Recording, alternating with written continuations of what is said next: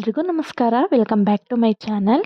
ಇವತ್ತು ಬೆಳಗ್ಗೆಯಿಂದನೇ ವ್ಲಾಗ್ನ ಸ್ಟಾರ್ಟ್ ಮಾಡ್ತಾ ಇದ್ದೀನಿ. ಬೆಳಗ್ಗೆ ತಿಂಡಿಗೆ ಅಂತೇಳಿ ಇಡ್ಲಿನ ಮಾಡ್ತಾ ಇದ್ದೀನಿ. ಹಾಗೆಯೇ ಒಂದು ಟೇಸ್ಟಿಯಾಗಿರುವಂತಹ ಚಟ್ನಿ ರೆಸಿಪಿನೂ ಸಹ ಶೇರ್ ಮಾಡ್ತಾ ಇದ್ದೀನಿ. ವಿಡಿಯೋನ ಎಲ್ಲೂ ಕೂಡ ಸ್ಕಿಪ್ ಮಾಡದೆ ಪೂರ್ತಿಯಾಗಿ ನೋಡಿ. ಇನ್ ಕೇಸ್ ಈ ವಿಡಿಯೋ ಏನಾದರೂ ಇಷ್ಟ ಆಯಿತು ಅಂದರೆ ಪ್ಲೀಸ್ ಒಂದು ಲೈಕ್ ಮಾಡಿ. ಹಾಗೆ ಯಾರೆಲ್ಲ ಇನ್ನೂ ನನ್ನ ಚಾನಲ್ನ ಸಬ್ಸ್ಕ್ರೈಬ್ ಮಾಡದೆ ಹಾಗೆ ನೋಡ್ತಾ ಇದ್ದೀರಾ, ಪ್ಲೀಸ್ ಸಬ್ಸ್ಕ್ರೈಬ್ ಮಾಡ್ಕೊಂಡು ನೋಡಿ. ರಾತ್ರಿಯೇ ಅಮ್ಮ ಇಡ್ಲಿ ಹಿಟ್ಟನ್ನೆಲ್ಲ ರುಬ್ಬಿ ಎತ್ತಿಟ್ಟಿದ್ರು. ಹಿಟ್ಟು ತುಂಬಾ ಚೆನ್ನಾಗಿ ನೆಂದಿತ್ತು. ಅದನ್ನೆಲ್ಲ ನೀಟಾಗಿ ಒಂದ್ಸಲ ಮಿಕ್ಸ್ ಮಾಡ್ಕೊಂಡಿದ್ದಾದಮೇಲೆ ಇಡ್ಲಿ ಪಾತ್ರೆ ಹಾಗೆ ಇಡ್ಲಿ ಪ್ಲೇಟ್ಗಳನ್ನೆಲ್ಲ ಎತ್ತಿಟ್ಕೊಳ್ತಾ ಇದ್ದೀನಿ. ಅದನ್ನೆಲ್ಲ ಎತ್ತಿಟ್ಕೊಂಡಿದ್ದಾದಮೇಲೆ ಈ ಕಡೆ ಸ್ಟವ್ ಮೇಲೆ ಇಡ್ಲಿ ಪಾತ್ರೆನ ಇಟ್ಟು ನೀರನ್ನು ಹಾಕಿ ನೀರನ್ನ ಬಿಸಿ ಮಾಡ್ಕೊಳ್ತಾ ಇದ್ದೀನಿ. ಈ ಕಡೆ ನೀರು ಬಿಸಿ ಆಗೋ ಅಷ್ಟರಲ್ಲಿ ಈ ಇಡ್ಲಿ ಪ್ಲೇಟ್ಗಳಿಗೆ ಎಣ್ಣೆ ಎಲ್ಲ ಹಚ್ಚಿ ಇಡ್ಲಿ ಹಿಟ್ಟನ್ನೆಲ್ಲ ಹಾಕಿ ರೆಡಿ ಮಾಡ್ಕೊಳ್ಳೋದು. ಕೆಲವೊಬ್ಬೊಬ್ಬರು ಎಣ್ಣೆ ಬದಲು ತುಪ್ಪನೂ ಸಹ ಯೂಸ್ ಮಾಡ್ತಾರೆ. ನಾನಿವತ್ತು ಎಣ್ಣೆನ ಯೂಸ್ ಮಾಡ್ತಾ ಇದ್ದೀನಿ. ಪ್ಲೇಟ್ಗಳಿಗೆಲ್ಲದಕ್ಕೂ ನೀಟಾಗಿ ಎಣ್ಣೆನ ಹಚ್ಚಿ ಇಟ್ಕೊಳ್ತಾ ಇದ್ದೀನಿ. ಎಣ್ಣೆನ ಹಚ್ಚಿದ್ದಾದಮೇಲೆ ಎಲ್ಲ ಪ್ಲೇಟ್ಗಳಿಗೂ ಹಿಟ್ಟನ್ನು ಹಾಕಿ ಎತ್ತಿಟ್ಕೊಳ್ತೀನಿ. ಅಷ್ಟರಲ್ಲಿ ನೀರು ಕೂಡ ಬಿಸಿಯಾಗಿರುತ್ತೆ, ಇಡ್ಲಿನ ಬೇಯಿಸ್ಕೊಳ್ಳೋಕ್ಕೆ ಈಸಿ ಆಗುತ್ತೆ ಅಂತ.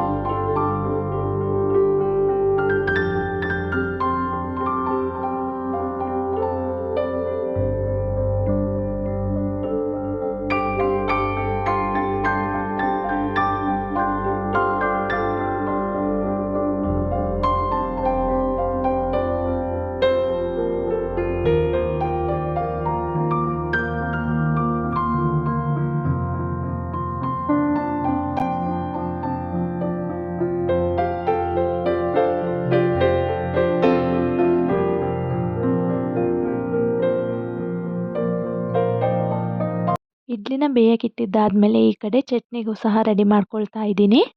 ಒಂದು ಬಾಣಲಿಗೆ ಒಂದು 8ರಿಂದ 9 ಹಸಿರು ಮೆಣಸಿನ್ಕಾಯಿನ ಸೇರಿಸ್ಕೊಂಡು ಚೆನ್ನಾಗಿ ಫ್ರೈ ಮಾಡ್ಕೋಬೇಕು.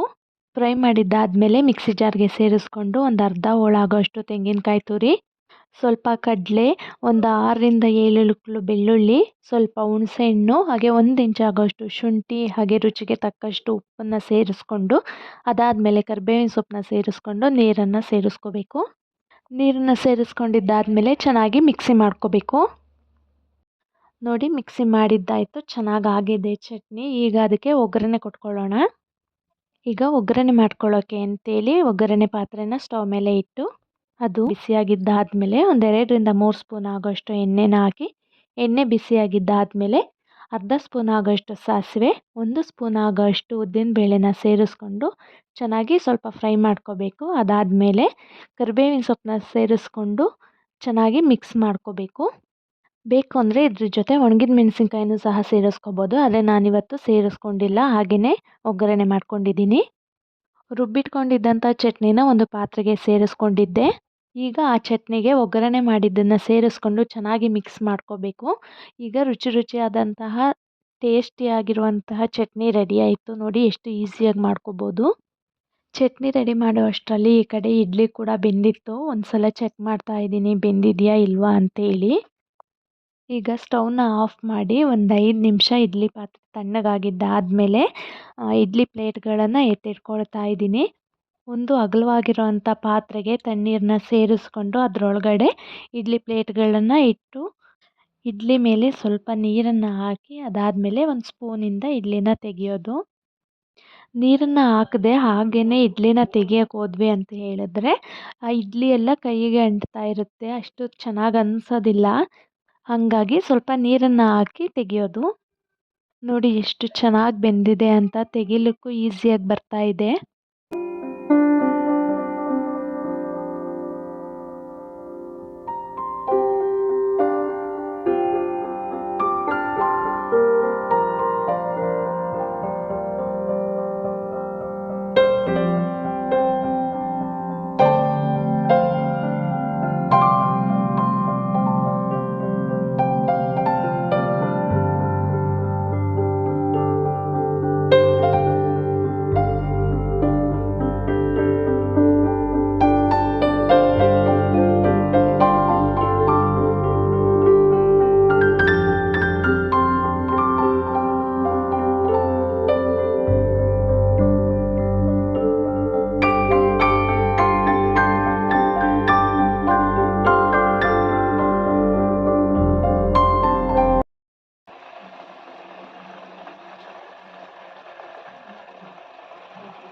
ತಿಂಡಿ ಎಲ್ಲ ತಿಂದಿದ್ದಾದಮೇಲೆ ಸ್ವಲ್ಪ ತುಪ್ಪ ಕಾಯಿಸ್ಬೇಕಿತ್ತು. ತುಪ್ಪನೂ ಕಾಯಿಸಿದ್ದಾಯಿತು.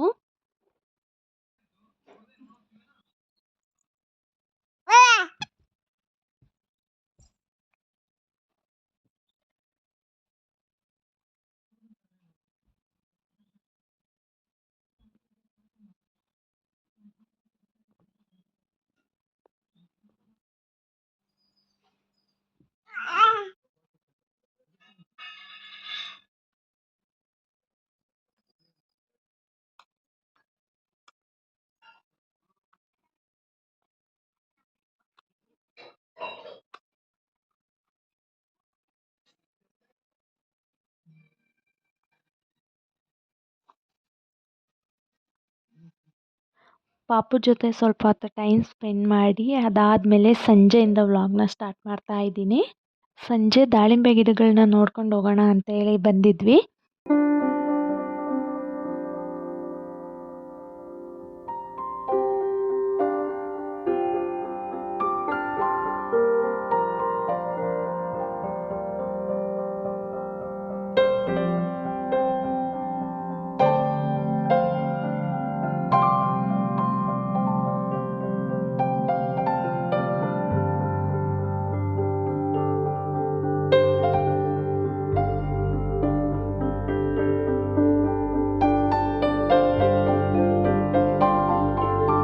ಸೆಕೆಂಡ್ ಕಟ್ಟಿಂಗ್ ಮಾಡಿಸ್ಬೇಕಿತ್ತು, ಆದರೆ ಅವರಿನ್ನೂ ಕಟ್ ಮಾಡೋರು ಬಂದಿರಲಿಲ್ಲ. ನೋಡಿ ಎಷ್ಟು ಚೆನ್ನಾಗಿ ಹೂವಾಗಿದೆ, ಎಷ್ಟು ಕಲರ್ ಇದೆ ಅಂತ ಹೇಳಿ. ಕಟ್ಟಿಂಗ್ ಮಾಡಿಸ್ದೆ, ಗಿಡ ಎಲ್ಲ ತುಂಬಾ ಜಾಸ್ತಿನೇ ಬೆಳೆದಿದೆ, ಚಿಗುರೆಲ್ಲ ಜಾಸ್ತಿನೇ ಬಂದಿದೆ. ಅವರು ನೆಕ್ಸ್ಟ್ ವೀಕಲ್ಲೆಲ್ಲ ಬರ್ತೀವಿ ಅಂತ ಹೇಳಿದ್ದಾರೆ, ನೋಡಬೇಕು.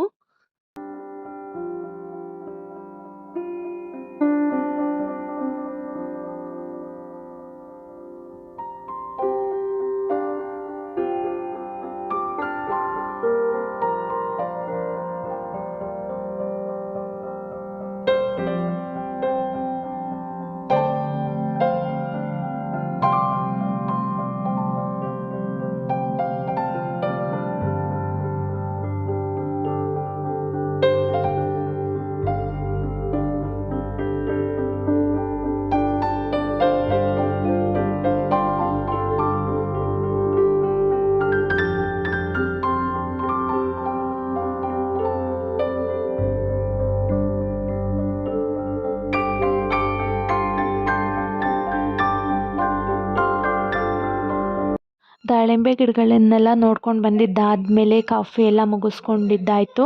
ಅದಾದಮೇಲೆ ಸಂಜೆ ಪಾಪುಗೆ ಅಂತೇಳಿ ಸ್ವಲ್ಪ ಹೆಸರುಬೇಳೆ ಪಾಯಸ ಮಾಡೋಣ ಅಂತೇಳಿ ಅಂದ್ಕೊಂಡಿದ್ದೆ. ಈಗ ಮಾಡೋಣ ಅಂತೇಳಿ ರೆಡಿ ಮಾಡ್ತಾ ಇದ್ದೀನಿ.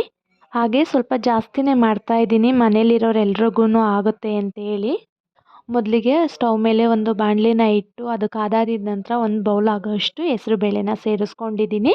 ಹೆಸರುಬೇಳೆ ಸ್ವಲ್ಪ ಕೆಂಪಗಾಗೋ ತನಕ ಚೆನ್ನಾಗಿ ಫ್ರೈ ಮಾಡಿಕೊಂಡೆ.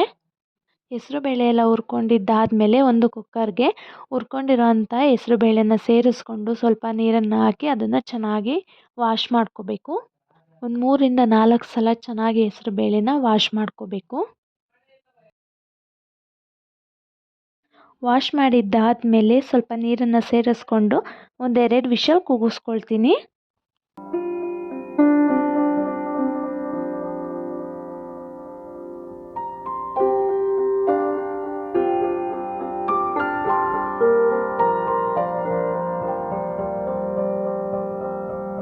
ಹೆಸರುಬೇಳೆನ ಕೂಗಕ್ಕಿಟ್ಟಿದ್ದಾದಮೇಲೆ ಈ ಕಡೆ ರೈಸ್ಗೂ ರೆಡಿ ಮಾಡ್ಕೊಳ್ತಾ ಇದ್ದೀನಿ. 1 ಗ್ಲಾಸ್ ಆಗೋಷ್ಟು ಅಕ್ಕಿನ ಚೆನ್ನಾಗಿ ವಾಶ್ ಮಾಡಿ ಅದಕ್ಕೆ 2 ಗ್ಲಾಸ್ ಆಗೋಷ್ಟು ನೀರನ್ನು ಸೇರಿಸ್ಕೊಂಡು ಸ್ವಲ್ಪ ಉಪ್ಪನ್ನು ಹಾಕಿ ಲಿಡ್ನ ಕ್ಲೋಸ್ ಮಾಡಿ ಅದನ್ನು ಸಹ ಕೂಗಕ್ಕೆ ಇಟ್ಕೊಳ್ತೀನಿ.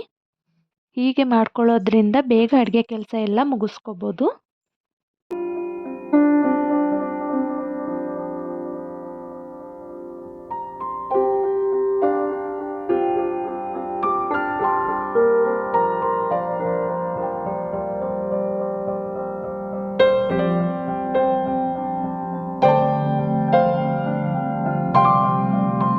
ರೈಸ್ಗೆ ಇಡೋ ಅಷ್ಟರಲ್ಲಿ ಈ ಕಡೆ ಹೆಸರುಬೇಳೆ ಬೆಂದಿತ್ತು.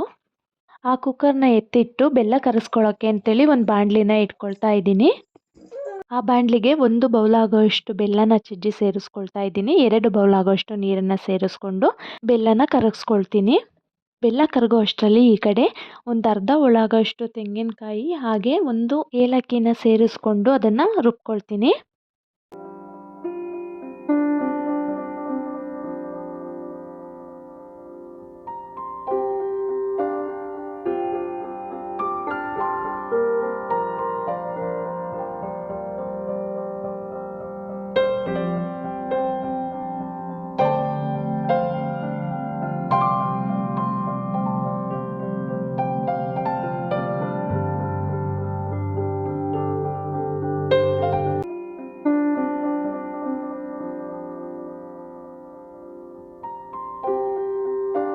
ನೋಡಿ ಹೆಸರುಬೇಳೆ ಎಲ್ಲ ಚೆನ್ನಾಗಿ ಬೆಂದಿದೆ.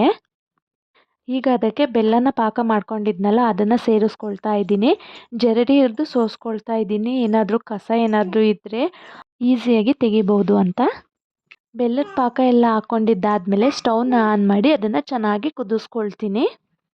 ಒಂದು 2ರಿಂದ 3 ನಿಮಿಷ ಚೆನ್ನಾಗಿ ಕುದಿಸ್ಕೊಂಡಿದ್ದಾದಮೇಲೆ ತೆಂಗಿನಕಾಯಿನ ಮಿಕ್ಸಿ ಮಾಡ್ಕೊಂಡಿದ್ವಲ್ಲ ಅದನ್ನು ಸೇರಿಸ್ಕೊಂಡು ಒಂದು 5ರಿಂದ 6 ನಿಮಿಷ ಚೆನ್ನಾಗಿ ಕುದಿಸ್ಕೊಳ್ತೀನಿ.